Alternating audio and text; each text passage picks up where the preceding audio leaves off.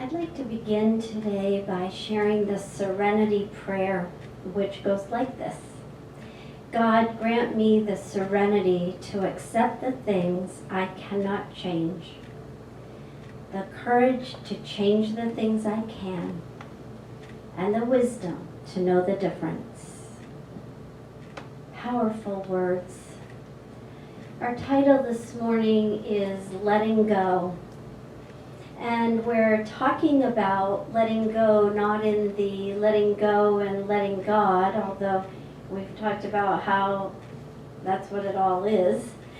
But our letting go is the idea today of letting go of thought patterns and belief systems that keep us from realizing our highest good. Thought patterns and belief systems that we ourselves have created within ourselves for our life. Often these are based on our personal experiences of life, and that may include others' ideas imposed upon us at an early age. Nevertheless, we carried them forward. We played them forward in our life.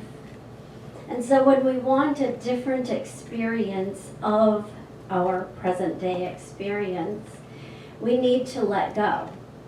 We need to let go. And when we can't do anything about it, we need to especially let go. And by can't do anything about it, I am talking specifically about words written by C.S. Lewis, as he said, you can't go back and change the beginning, but you can start where you are and change the ending. Can't go back and change the beginning, but you can start where you are and change the ending. Powerful words. We don't want to be a prisoner to our old choices and conditions, at least not all of them. Some of them we're enjoying, right? But some of them we want to release. And I don't know about you, but some of the ideas, the old thought patterns and belief systems that we have held on to and created such a habit accomplishing, they seem to be even harder to let go of. So hopefully today something will inspire you to let go, and I'm going to start us off by the opening up of the arms. Throw your arms right up. Don't hit the person next to you, but throw your arms right up in the air and say, I let go, together. You ready? I let go. Okay, let's do that one more time, and let's open up to that energy. Ready? Go. I let go. Oh, isn't that interesting? Ready? Go. I let go. So, what we know, or if we haven't ever thought about it, I'm going to speak about it now, is that letting go always occurs in the present. The present tense idea of letting go, the time is now. And sometimes it means that it's in the next present moment, and you may have to let go again and again and again. Anyone else had that experience? Something in your life you've created such a strong belief system around so many thought patterns that a habit has developed, and it's really hard to let go of it. And it begins with the stinking thinking. That's what started it, because we wouldn't do it if we were thinking about something different than that. So sometimes we have to let go again and again until the situation or the button pushing idea no longer controls our thought.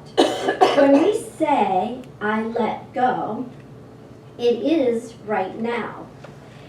But I let go also contains everything from the past. Because if we're talking about yesterday, that I let go of something, I would still refer to it as I spoke with you as I let go. I let go of it. If I'm talking about last week, I let go. Last month, I let go. Last year, I let go. 20 years ago, I let go. The present tense for I let go has no other past tense. Isn't that interesting? So kind of wrapping our mind around when I say I let go, I am thereby releasing anything of the past. It's timeless. It's releasing anything that has occurred in the past. And so you aren't letting it go just right now, but you're letting go of the entire time that it has influenced your life. That's pretty powerful. When we are truly living in the present moment and saying, I let go, and we truly let go, we're relinquishing the influence that it has had over our life all these years. That's a pretty powerful message to send to ourselves to know. There's a peacefulness that comes over us as we speak our word. I saw a lot of faces light up when we did I let go. Let's do it again. Ready? I let go.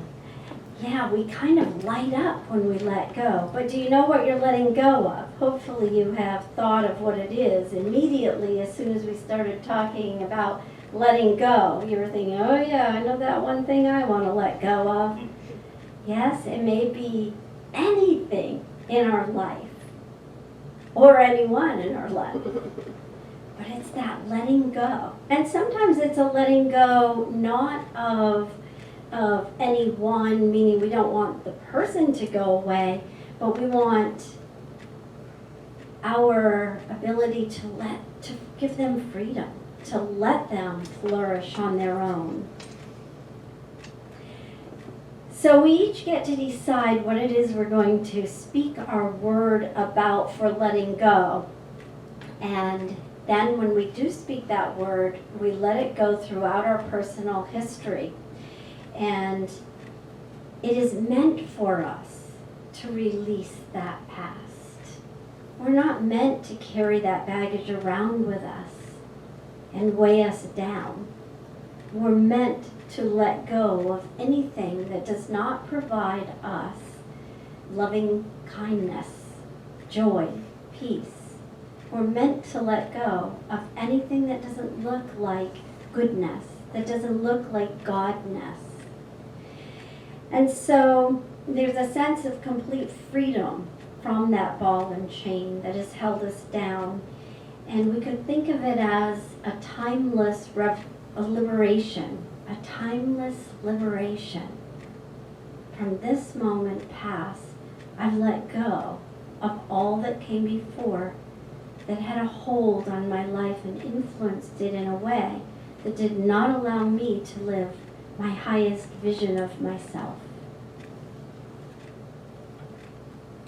I like that concept. I let go. Do you ever go, I let go, but not that piece. Not that. Sometimes letting go requires more strength than holding on. If you don't know that as the truth, I invite you to come look at my garage. Sometimes letting go requires more strength than letting go. You know, we spend our entire lives, from the time of birth, collecting information about life. And we know that the first few years of our life are the formative years. And I think we claim that to be true because we don't want to take responsibility for all the years since that we've been hoarding and bringing in information, holding on to it, whether it's serving us or not. We tend to hold all that data, and it's been collated and stored and filed in our mental operating drive as belief systems. And the problem is that a lot of the early data, regardless of its accuracy or validity or actual worth, often tends to control our life. That stuff that we hold in the back of our mind controls the way we think, and so therefore controls the way life shows up for us in our everyday lives. Learning to live freely may require breaking bonds that are even older than we are, because they came from people who influenced us. And so those actual belief systems are older than we are, but we're holding on to them through posterity, not prosperity, or maybe prosperity, but definitely through posterity, into the next generation and dumping it on them. Some of the things we've learned and accepted, some of the things we've learned and adopted as our own, and claim it to be true, regardless of actually knowing why it came into our lives, even remembering when it did, or even knowing that it's in the back of our mind and not even knowing how it got there. But it is definitely controlling our lives. Learning to grow may require releasing what is holding us back. I quite often think about the river of life, and we're in the river, and as the river is flowing, sometimes we're hanging on to the shore because it's a place of comfort, it's a place of recognition, it's a place that we've always felt familiarity, that's the word, a place of familiarity. Thank you, I look at you and you always give me the right words. Sometimes it's an element of fear, or we just can't let go of the shore. But while we're holding on, life is passing us by. Life is going right on by. We're not going with the flow of life, we're holding on to the shore. Sometimes you need to let go. Sometimes we're holding on to an anchor because we're afraid of what's happening around us. But if we want to go with the flow of life, we need to let go. You're always just one decision away from totally different life experience. All it takes is just letting go of your old life standards, your old belief systems, and accepting something new. If it's not working for you now, just let it go. There's no reason to hold on to it. You know, we know about the law of circulation. The law of circulation is pretty much used in terms of attracting that which attracting good into our lives. But also the law of circulation has to do with releasing that which we no longer need. So circulation is that idea of things flowing through us. It flows to us, it flows through us, and then back out again. Sometimes we get caught up on the part where it's supposed to be going back out. We like the idea of things coming in, things coming in, things coming in, things coming in, things coming in. And we're all bottled up. And all of a sudden, nothing more good or good about good anymore. Because we're not releasing anything. We have to let it go. We have to release the old. Releasing the old creates space for the new. So releasing all those old ideas that are no longer serving us or working for us allows good things to flow to us. In terms of growing, we don't ever look back because we're not going that way. We're always going forward. So we're always releasing the past and moving into the future. Derek Rydall wrote a book called The Law of Emergence, and I had never heard of this until I started doing some research this week, and I thought it was pretty fascinating, and I'm definitely going to get the book and read it. So you'll learn about that in the future, I can guarantee that. The law of emergence reveals that every condition is experienced internally, and we have 100% control over that regardless of what happens in the world around us. He uses this great example in his book. He says, I once knew a guy who used the law of attraction to attract a Mercedes into his life. Wow, this stuff really works, he declared, becoming an instant convert. 2 weeks later, he lamented that the Mercedes was in the shop for the third time. He had spent the last several days trying to pray his way out of the mess he had attracted himself into.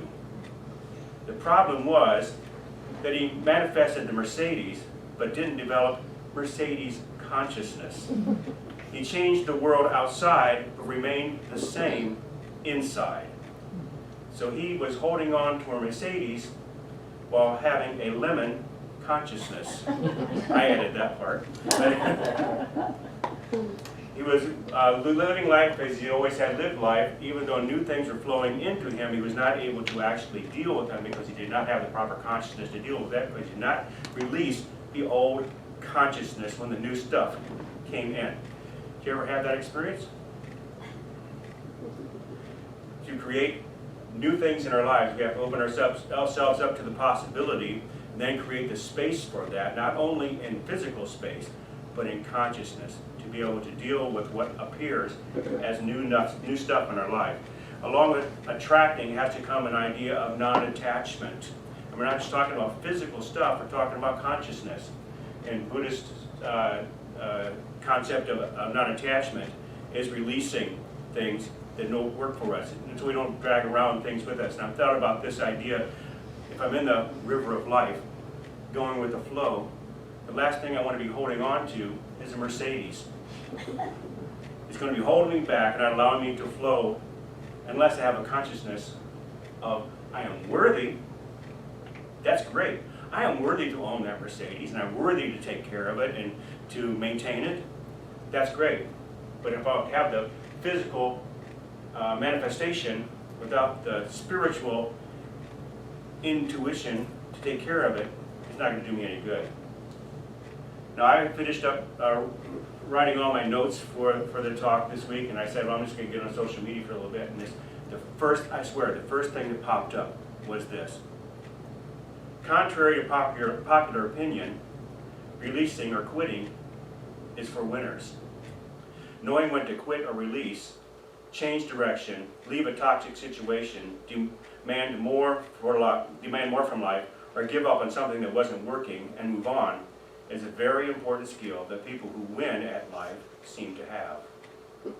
People who win at life know when to release that which is not working for them. They know that when they're starting to go under, all they have to do is let go of what's holding them down or holding them back. To be able to expand into a higher greatness, they need to release and let go of that which is holding them back from that which they hold in consciousness. Awesome. We look forward to hearing more about that book. So what do we do once we've begun to clear out and let go? Because what David's talking about with that consciousness, with the Mercedes, if you don't develop that consciousness first, then you're going to be in a pickle when you do release, when you do let go of something that no longer serves you. You're going to end up with a void there, and the law will fill that void for you. And so we have to be purposeful with our design, our thought design. So if we go to the beach and we dig a hole in the sand, we know what happens. It fills with water. And it fills with water because water complies with law. All of life complies with law.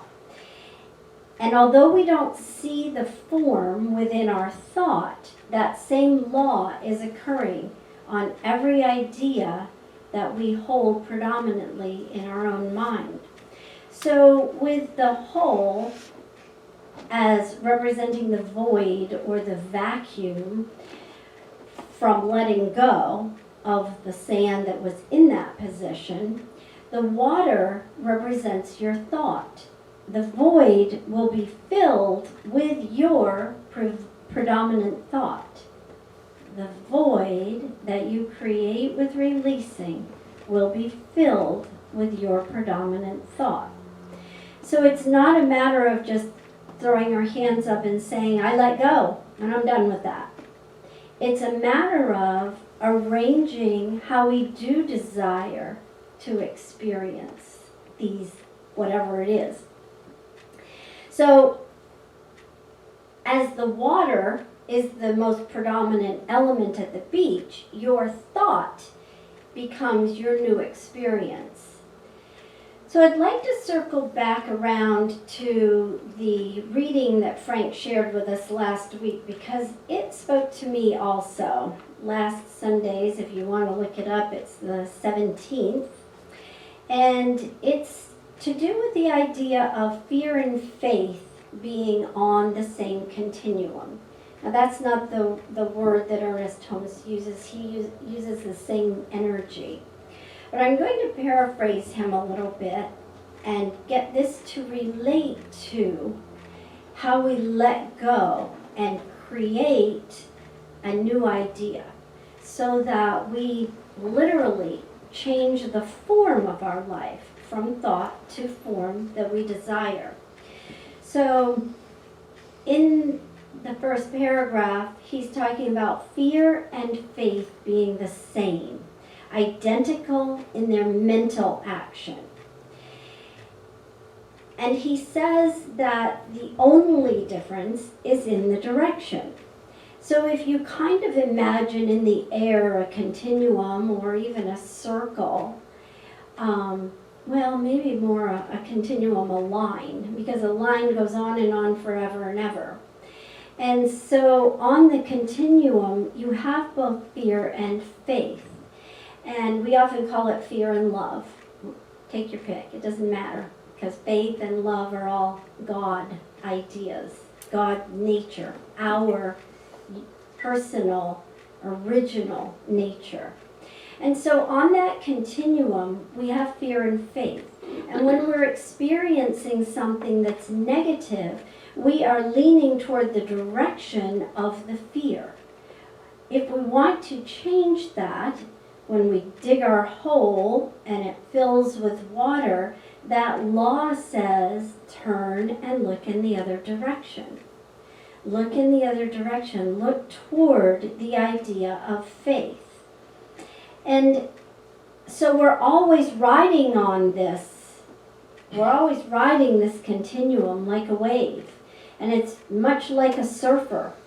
A surfer goes out, not that I've surfed, but they go out and they either ride the wave into ecstasy because of the direction in which they're going, or their thought creates decision making and choices that brings them down into the depths of the water. And we do that same thing in life, depending on the direction in which we're looking. And so our energy of thought is really important. Quote from that piece is, there is one final energy in the universe, and it is the energy of thought. And that's what we're talking about today, is how we can say, I let go, and create a new energy of thought in the direction that we desire. Letting go is being purposeful on the continuum. To direct your thought toward the idea of faith, of love, of peace, of goodness, of wholeness, of perfection. So let's look at an example from Nelson Mandela's life, because he was just incredible in my estimation. He was in seclusion in a prison for 27 years, and 18 of those years were in a very brutal situation in prison where he didn't even have a bed. He didn't have any plumbing facilities, so that would mean no toilet or sink. And yet he kept the faith. He kept his energy, his mental energy, toward the faith and the future and the good in the present moment, the good that he would do in the world. And as David and I were talking about that, we were both thinking to ourselves, nothing in our lives, and nothing I don't imagine in your lives, compare to that scenario. And so why is it that we get stuck? Why is it that we do not turn in the direction of faith? And whatever it is that may keep us stuck, we may have a little work to do there so that we can truly say, I let go, and really see it go, and see our lives change, and see the forms and demonstrations around us demonstrate in a way so that if you want a Mercedes, you have the consciousness to support that. So the idea is to let go of fear and to lean into faith and to sit in the silence in meditation and prayer until you feel directed. You feel that energy of thought moving in the right direction. We hold on to things out of fear. We release things in faith. Let's once again affirm, I let go. I let go.